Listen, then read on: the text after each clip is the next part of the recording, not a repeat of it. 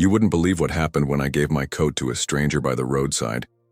It was one of those nights where the cold cuts through your bones. The kind of night where you just want to get home, lock the door, and forget the world exists. But there she was, standing by the highway exit, shivering in a thin blouse. No coat, no scarf. Just her and the merciless December wind. Most people drove past.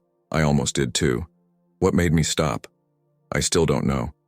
Maybe it was the way she held herself, proud despite the cold. Maybe it was something deeper, something that whispers to us when destiny is about to change everything. I pulled over. My hands were shaking as I took off my coat. Not from the cold, but from something I couldn't name. "Here," I said, wrapping it around her shoulders. "You need this more than I do." She looked at me with eyes that held stories I couldn't read, eyes that had seen more than most, eyes that would haunt me for reasons I was about to discover. "Thank you," she whispered. Her voice was refined, elegant even. It didn't match the situation. Nothing about her did. I nodded and turned to leave. That should have been the end of it.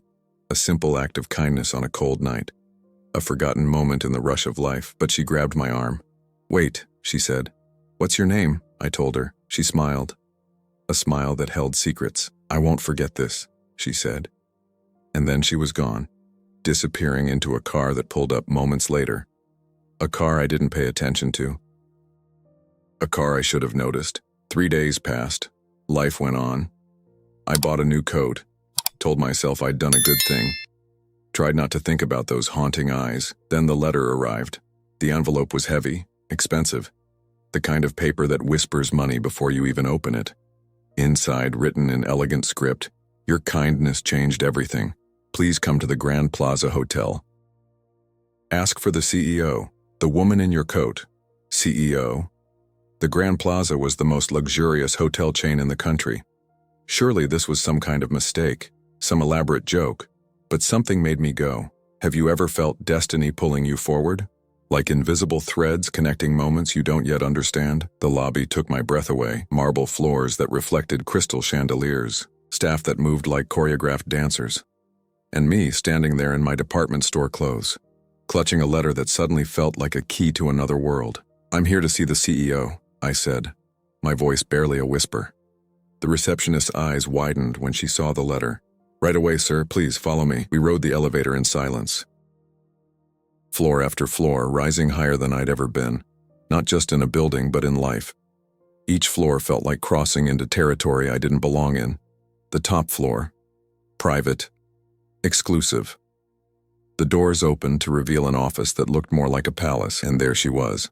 The woman from the roadside, but transformed. Designer suit, perfect hair, sitting behind a desk that probably cost more than my car. "You came," she said, standing. The same voice, the same eyes.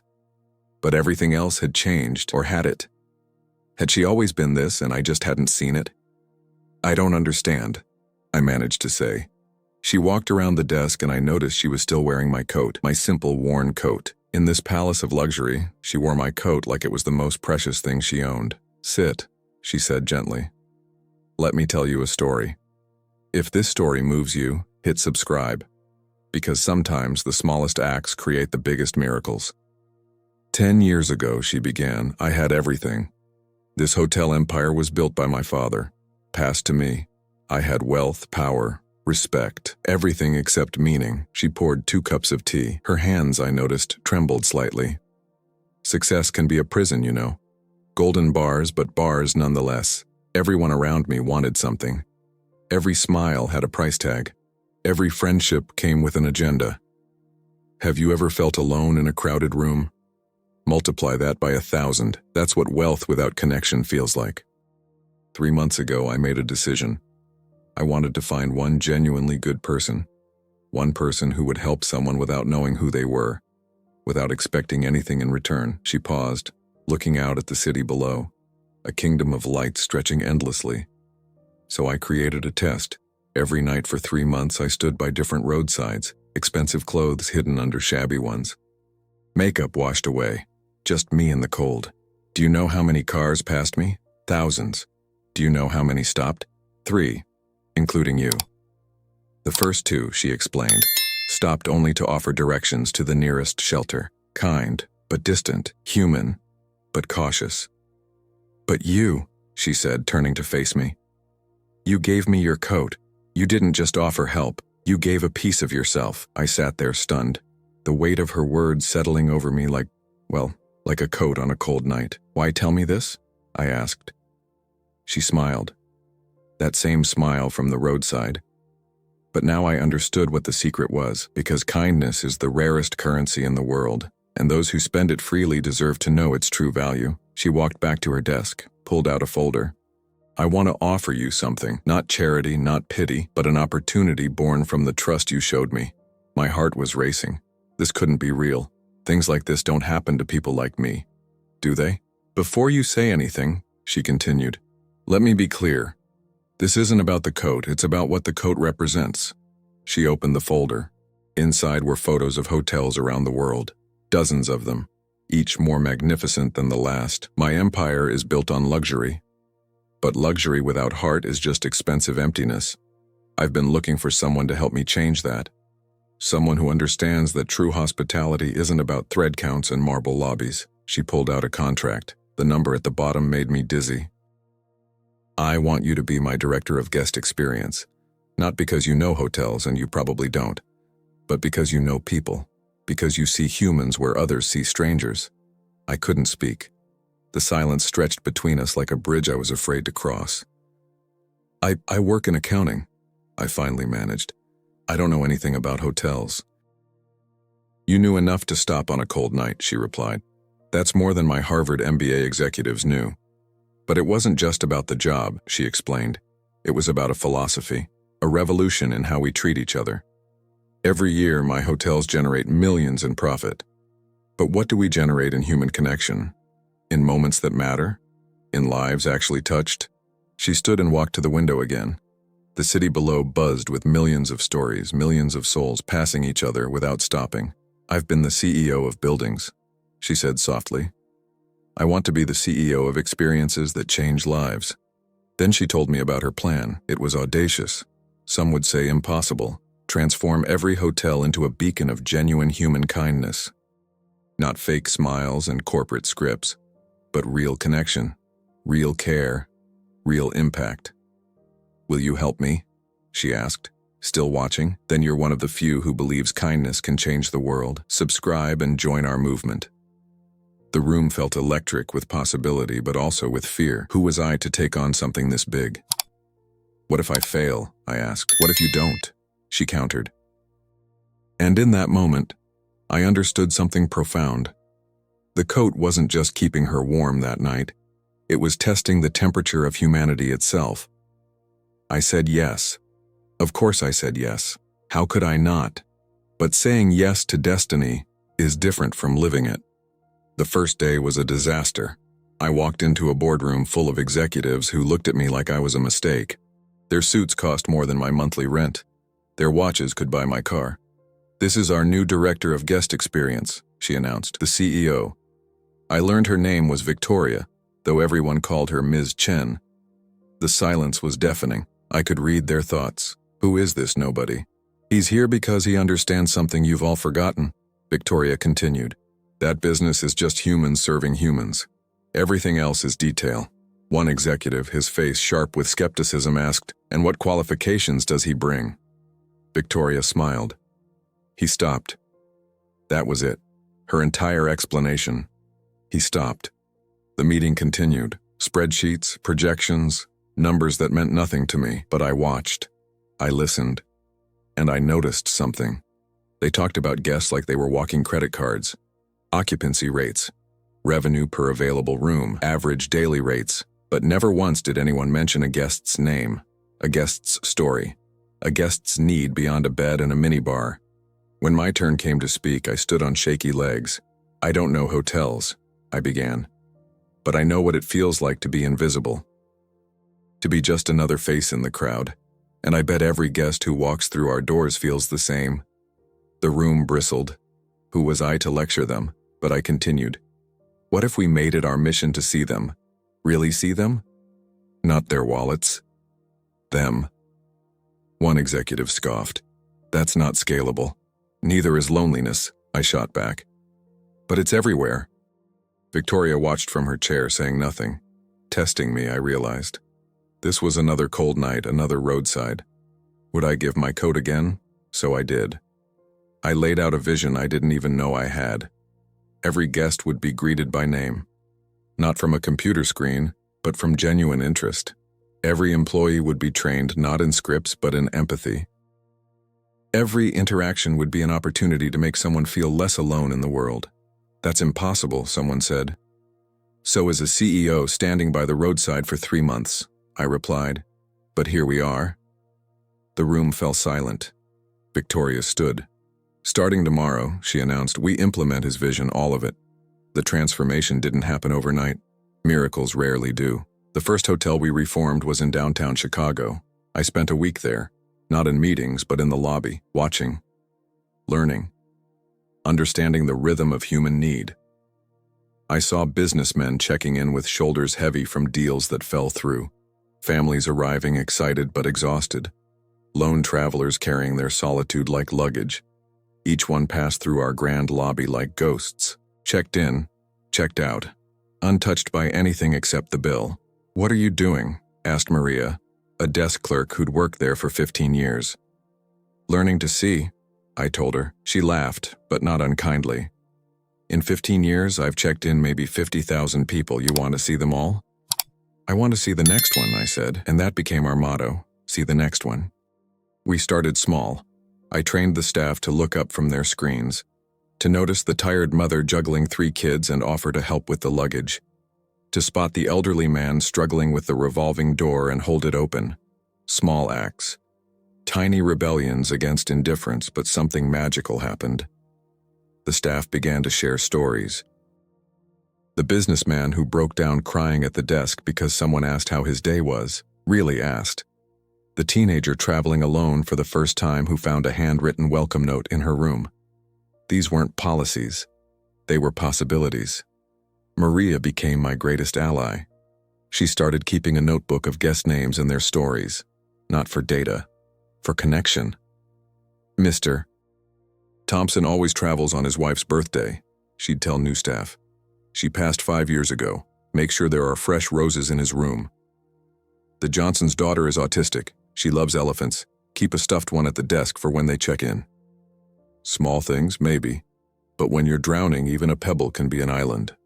3 months in, something extraordinary happened. Our Chicago hotel's reviews didn't just improve, they transformed.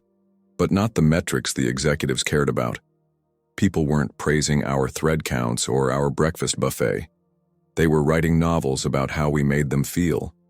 "I've traveled for business for 20 years, one review read. "This is the first hotel where I felt like a human being instead of a reservation number." Victoria called me to her office, the same office where this journey began. "It's working," she said simply, but I could see in her eyes it was more than that. It wasn't just working. It was healing something. In her, in me, in everyone it touched. 6 months into the transformation, we hit our first real crisis. The board of directors called an emergency meeting. The numbers were in and they weren't happy. Not with the financial performance, and that was actually up. They were concerned about something else. "You're giving too much away," the board chairman said, his voice sharp with disapproval. "Free room upgrades for sob stories, complimentary services for anyone having a bad day. This isn't sustainable." He was right about one thing. We were giving more away. But he was wrong about what we were giving. We weren't giving away profits. We were giving away connection. And that, I'd learned, multiplied rather than subtracted. "Show them the letters," Victoria said quietly. I pulled out a box. Inside were hundreds of handwritten letters. Thank you notes, stories, lives changed by small acts of kindness. "Read one," Victoria commanded. I picked one at random. "My husband died 2 weeks before our anniversary trip. I almost canceled, but something made me come anyway. When I arrived at your hotel, broken and alone, your staff didn't just check me in, they saw me. They moved me to the honeymoon suite my husband had secretly booked. They brought me tea when I cried in the lobby. They sat with me at breakfast so I wouldn't eat alone. You gave me the gift of not being invisible in my grief. I'll never forget that." The boardroom was silent. I read another, then another. Each one a testament to what happens when businesses remember they're made of humans serving humans. This is why we do what we do. If you believe in the power of human connection, subscribe and share this message. But the board chairman wasn't moved. Touching, but feelings don't pay shareholders. That's when Victoria did something I'll never forget. She stood up, walked to the window, and said, "Then maybe we need new shareholders." The room gasped. "You don't threaten the board. Not if you want to remain CEO. I spent 3 months on the street," she continued, "looking for one good person. I found him. And he's shown me something worth more than all our properties combined. He's shown me purpose." She turned to face them. "So here's my offer. Get on board with this vision or I walk and I take him with me and we'll build something new. Him. Something that measures success not in profit margins but in lives touched." It was a bluff. It had to be. You don't walk away from an empire, except when you do. The board meeting ended in chaos. Half the members stormed out. The other half sat in stunned silence. But one board member, an elderly woman named Eleanor who'd been silent throughout, finally spoke. "My granddaughter stayed at one of your hotels last month," she said softly. "She's been battling depression, traveling alone for the first time since her diagnosis." Eleanor pulled out her phone, scrolled to a message. She wrote, "Grandma, the hotel staff here treats me like I matter. Every morning they remember my name and ask about my photography. They even displayed some of my photos in the lobby. For the first time in months I feel seen." Eleanor looked around the room. "My granddaughter is worth more to me than all the profit margins in the world. And if this company can give her that, then maybe we're measuring the wrong things." One by one, other board members began to speak. Turns out, everyone had a story. A moment when they felt invisible. A time when a small kindness would have changed everything. The chairman remained unmoved. "Business is business," he said. "This is a public company. We have obligations. We have obligations to more than money," Victoria countered. "We have obligations to the humans who trust us with their most vulnerable moments, their celebrations, their grief. They're ordinary Tuesdays that we can make extraordinary." The vote was close, 7-5, but it was enough. The kindness initiative would continue. As we left the boardroom, Victoria pulled me aside. "That was close," she said. "Too close," I agreed, "but we won." "Did we? 5 board members still think we're crazy." She smiled. "Then we'll just have to prove them wrong, one guest at a time." Over the next year, something remarkable happened. Our hotels became famous, but not for luxury, for love, for the radical act of caring about strangers. Wedding planners started recommending us not because of our ballrooms, but because our staff celebrated with genuine joy. Business travelers requested us not for our conference rooms, but because we made lonely trips feel less lonely. We trained housekeepers to leave personalized notes, doormen to remember faces, restaurant servers to notice when someone was dining alone and offer a kind word. It wasn't policy, it was permission. Permission to be human at work. 2 years in, we faced our biggest test yet. A global pandemic hit. Hotels were closing everywhere, travel stopped. The industry was in free fall. The board called another emergency meeting. This time they were unanimous. Cut everything non-essential. That meant our kindness programs. That meant most of our staff. "It's about survival now," the chairman said. And he wasn't wrong. But Victoria looked at me across the conference table, and I saw the same eyes from that cold night. The eyes that had seen too much but still hoped. "What if," I said slowly, "we did the opposite?" The room erupted. The opposite? In a crisis? That was corporate suicide. But I continued. What if, when the world is at its loneliest, we became a beacon of connection? What if we kept every single employee and transformed our hotels into something else? Into what? Someone demanded. Into hope. It sounded insane, but Victoria backed me. We pivoted. Our hotels became community centers, free spaces for virtual learning, temporary homes for healthcare workers, delivery hubs for elderly neighbors. We kept paying staff to check on isolated guests via video calls, to write letters to lonely seniors, to cook meals for struggling families. We hemorrhaged money, But we built something priceless. When travel finally resumed, something extraordinary happened. People didn't just come back to us, they flocked to us. They chose us over cheaper options, over fancier options. Because in their darkest hour, we hadn't abandoned them. We doubled down on what mattered, them. The numbers told a story the board couldn't ignore. We hadn't just survived, we'd thrived. By every metric that mattered. But more importantly, we'd proven something. That kindness isn't a luxury afforded in good times. It's a necessity that shines brightest in bad times. Victoria called me to her office one day. The same office. But everything had changed. "Remember when you asked what if you failed?" she said. I nodded. "What if I told you that you succeeded beyond my wildest dreams?" She handed me an envelope. Inside was a key. "What's this?" "Your next chapter," she said. "I'm promoting you to president of global operations. Every hotel, every country, every opportunity to spread what you started." I stared at the key. It felt heavier than metal should. "I'm just a guy who gave away a coat," I said. "No," she corrected. "You're a guy who remembered that business is just humans serving humans. And you reminded us all." The weight of leading a global transformation hit me on a rainy Tuesday in London. I was visiting our flagship property there when I overheard a conversation that stopped me cold. "It's all just corporate nonsense," a young bellhop was saying to his colleague. "This whole kindness thing, they watch us like hawks, measure our empathy metrics. It's just another way to control us." He was right. Somehow in scaling our vision, we'd begun to mechanize the very thing that needed to be organic. Kindness had become a KPI. Connection had become corporate. That night, I couldn't sleep. I thought about Victoria on that cold roadside. She wasn't following a script, she wasn't measuring metrics, she was just human. The next morning I called an emergency meeting, not with executives, with every single employee in that hotel, housekeepers, doormen, dishwashers, everyone. "We've lost our way," I began. "And it's my fault." I told them about the coat, about the cold night, about how one moment of unmeasured, unscripted humanity had changed everything.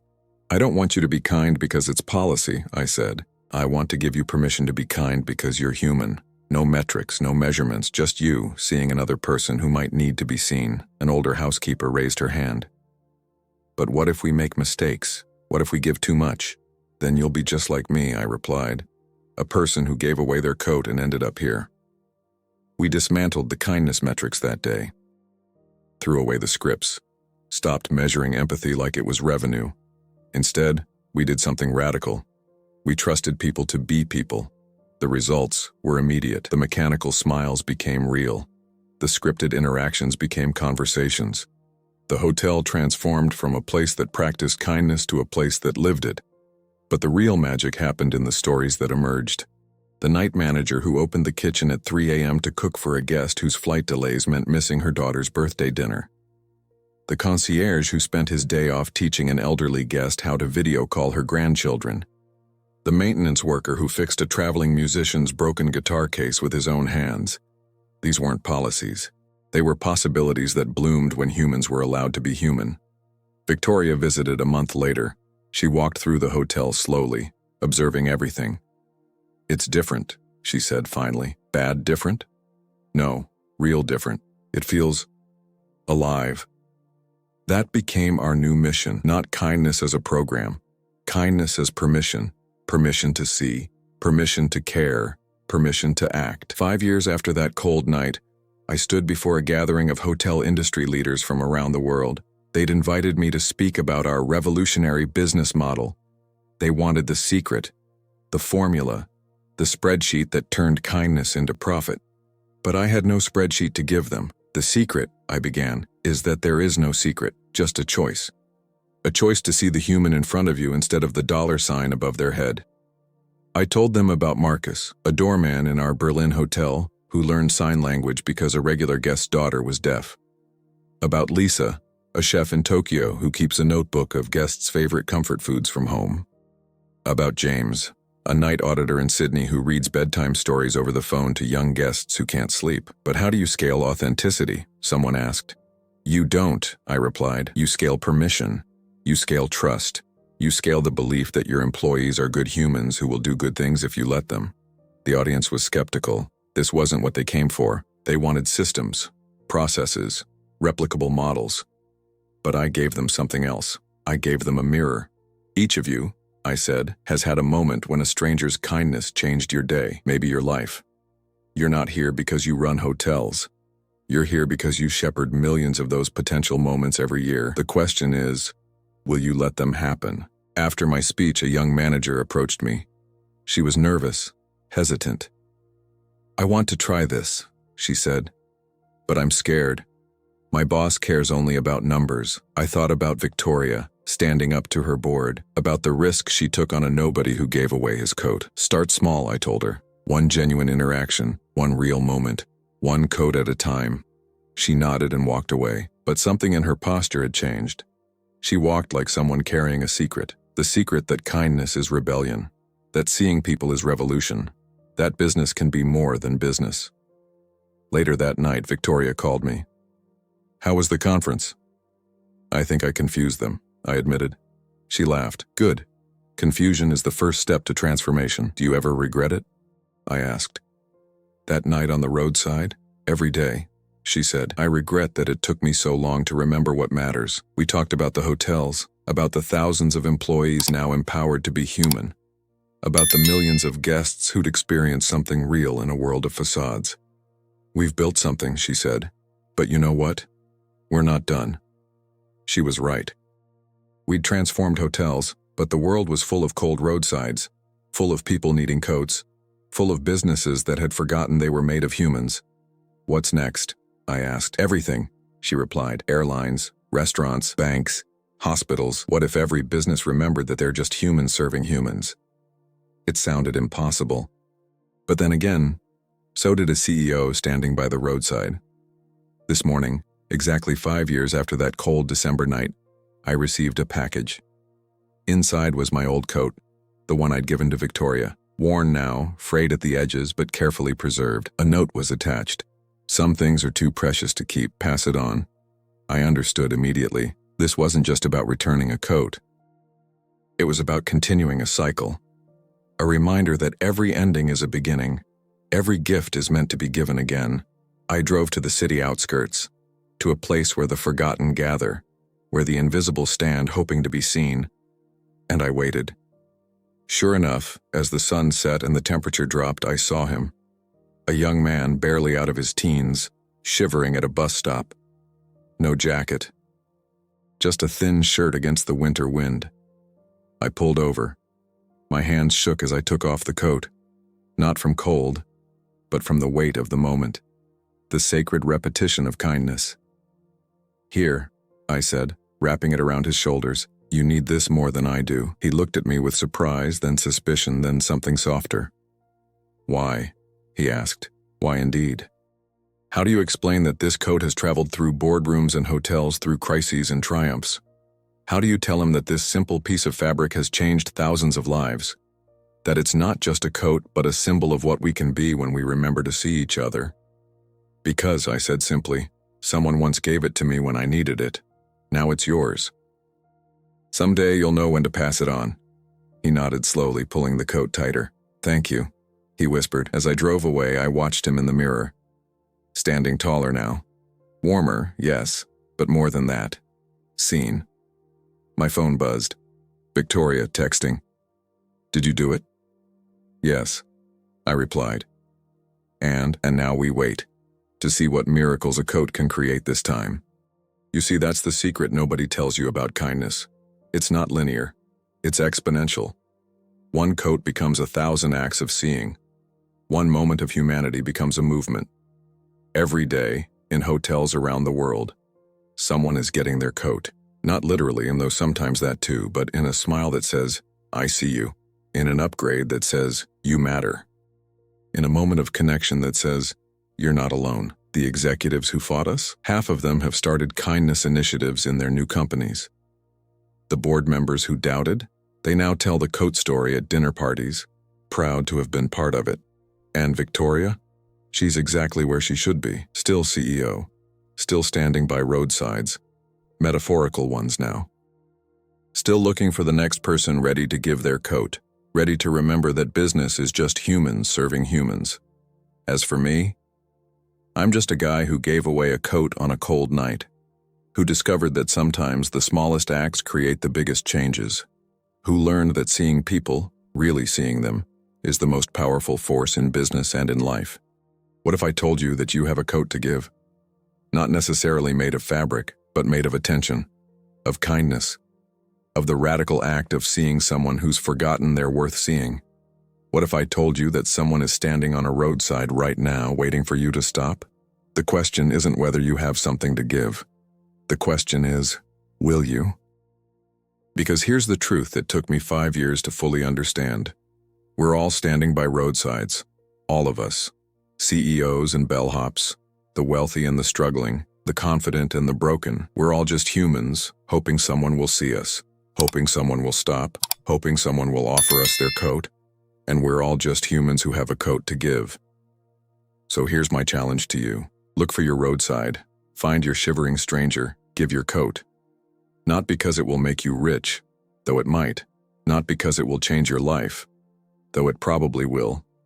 But because in a world that's forgotten how to see each other, the simple act of stopping is revolutionary. Because kindness isn't a business strategy, it's a human strategy. Because every coat given creates a ripple that becomes a wave that becomes an ocean of change. Start today, start small. Start with the next person you see. Your coat is waiting to change the world. And so is someone who needs it. Like this video. Subscribe to this channel, share this story. Because the world needs more people who stop, more people who see. More people who remember that we're all just humans, capable of miracles one coat at a time.